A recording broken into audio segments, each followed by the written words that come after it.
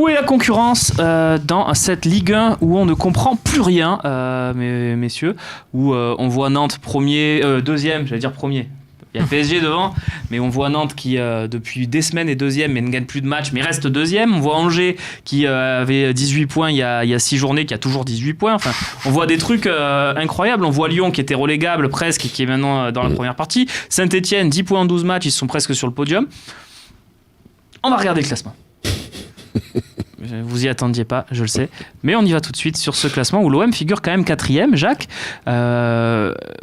quelle valeur elle a cette 4e place? On rappelle quand même que l'OM a joué Paris, a joué Monaco, a joué Lille, a joué Saint-Etienne, Nice. Voilà. Goal average négatif, tout à fait, Romain. Ce que Robin disait tout à l'heure, on gagne que par des. Ah oui, non, mais c'est clair que ça va être compliqué. Jacques, cette position, elle représente quoi? C'est un championnat, tout le monde parle d'un championnat moyen, pourri, machin. C'est un championnat serré. J'en ai marre d'entendre qu'on est un championnat pourri. Parce que quand tu vois les gens, ils te parlent tous de l'Angleterre, ah oui, si tu regardes un match Manchester-Liverpool, effectivement, tu vois du football. Mais il y a des fois où je regardais les matchs, je restais poli, je m'ennuie gravement. Donc, en Angleterre... Même des gros matchs, hein, le Tottenham n'était pas d'une facture incroyable. On a un championnat qui est intéressant. Tous les joueurs qui arrivent chez nous dans le championnat, ils disent que c'est un championnat rugueux et que tout le monde peut battre tout le monde. Donc, nous, on a fait un mauvais départ avec le Stade de Reims, où on a été vraiment mauvais. C'est dû à la préparation ratée que nous avons faite. Moi, je voulais revenir sur ce match. Oui. Je peux te dire que normalement, si on suit la logique, c'est ce qui nous manquait, c'est l'état d'esprit. Et avec cet état d'esprit, on va pouvoir maintenant faire un peu plus du jeu parce qu'on a un milieu qui s'est organisé. Et je pense qu'on en reviendra après sur le milieu. Mais on a quand même trouvé un état d'esprit. Notre Alvaro, moi ce garçon, rien que de le voir, je suis content. Tu sais, il te bonifie les défenseurs centraux. Je me rappelle, nous, à Montpellier, avec Hilton, dès que tu lui mettais à côté un joueur, tout d'un coup, il devenait bon. Pourquoi? Parce qu'il arrive à bonifier le placement, l'organisation, la parole. Tout ça fait il nous a fait progresser El Kaoutari, il nous a fait progresser Congré, et lui, il va te faire progresser Khaled Takar. C'est vraiment un très bon garçon. Messieurs, ce classement, après la parenthèse qui était très bien de Jacques. Pour mettre en perspective ce que dit Jacques, c'est qu'on parle quelque part de valeur collective et c'est à prendre. Là, on regarde, on a vu les 2 derniers matchs de Lyon. Tu as vu Memphis Depay tirer Lyon seul vers le haut avec des buts. C'est vrai que c'est impressionnant, c'est un sacré joueur, bravo à lui, mais j'échange pas la situation là de Lyon, même sur les 2 derniers matchs, avec 2 victoires et Memphis Depay qui te tire ça, avec la situation de l'OM qui est plus collective, parce que Depay, je peux me tromper, si ça se trouve, il va le faire pendant 30 journées, ça m'étonnerait. C'est-à-dire qu'il n'y a pas à chaque match où Memphis Depay va mettre un but jusqu'au bout. Et à un moment donné, où il va avoir des coups de mou. Sinon, il ne jouerait pas à Lyon. Donc, mais il ne jouerait pas en Ligue 1, c'est pas contre Lyon.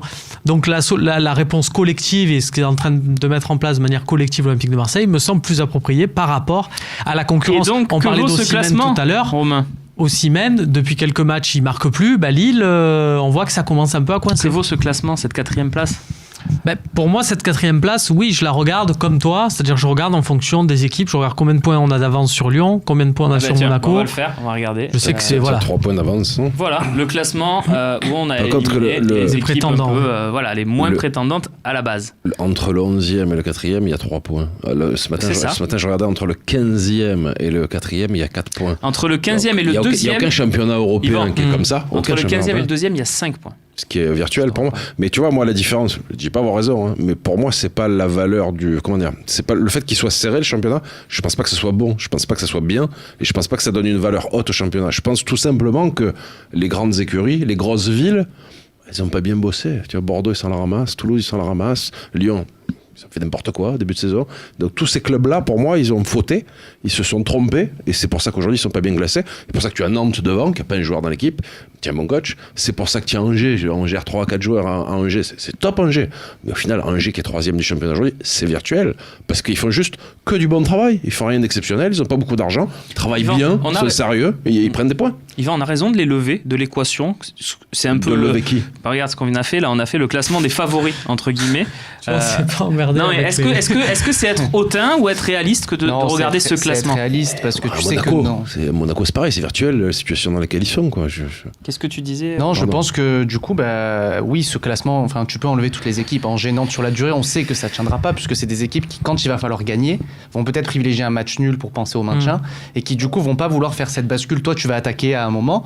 Nantes, s'ils sont à 0-0, un partout à la 80e contre Reims, ils vont dire bon les gars, on a un point, c'est plutôt pas mal. Nous, on va aller l'attaquer. Bon, après, on peut le perdre aussi, nous, ça nous arrive aussi.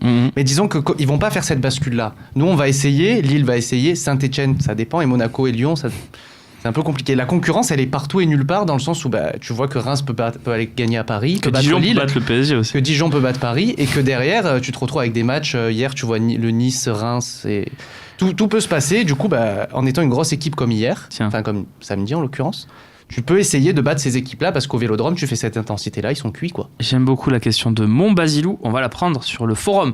À part Paris, y a-t-il aujourd'hui, selon vous, une ou plusieurs équipes supérieures à l'OM? Supérieures. Lille, Monaco sur le papier, oui. C'est pour ça que je parlais d'une victoire d'une très bonne victoire parce que pour moi ils sont supérieurs. Tu dis qui toi? Lille, Lyon et Monaco. En valeur d'effectif. En valeur d'effectif, moi je te parle.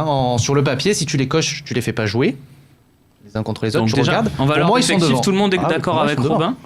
Moi je mettrais peut-être pas Lille, mais Monaco, c'est vrai que. Oui.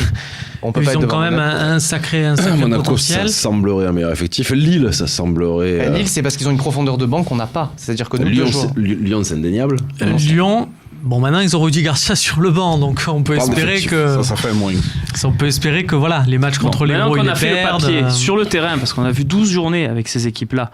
Est-ce qu'il y a des équipes, une ou plusieurs, qui sont supérieures à l'OM?